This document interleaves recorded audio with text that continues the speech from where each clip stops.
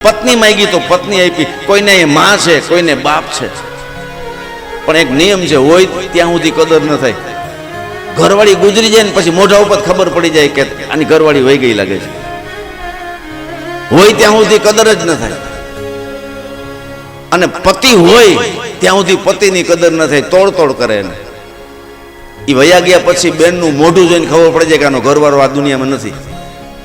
સાહેબ, દીકરોને વહુ હાચવે એ વાત જુદી છે, દીકરીને જમાઈ હાચવે એ વાત જુદી છે. પરિવાર પાછળથી હાચવે, કાકા કુટુંબ, મોટા ભાઈ ભાભી અને પોતાનો ઘરવાળો હાચવે, એમાં જમીન આસમાનનો ફરક છે. એની કદર કરજો, એ વિષ્ણુનું રૂપ છે. અને ઘરવાળીની કદર કરજો, એ લક્ષ્મીનું રૂપ છે.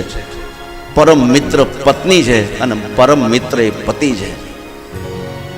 હું તો ભગવાન દ્વારકાધીશને પ્રાર્થના કરું કે હે પ્રભુ, આ પતિ અને પત્નીનું જે યુગલ છે એ દીર્ઘાયુ રહે, વજ્ર જેવી કાયા રહે, દીર્ઘાયુ રહે, એકબીજાને સુખ દુઃખમાં પૂરક રહે અને એનો માળો કોઈ દી વિખાય નહીં, એ જોડી કોઈ દિવસ ભાંગે નહીં. સાહેબ, લાલ ટમેટા જેવો માણસ દેખાતો હોય ને અને કૂદકા મારતો હોય, હાલ ચાલમાં હાથમાં ન રહેતો હોય, પણ ઘરવાળી ગુજરી જાય એટલે એક જ વર્ષમાં એ બુઢો થઈ જાય માણસ.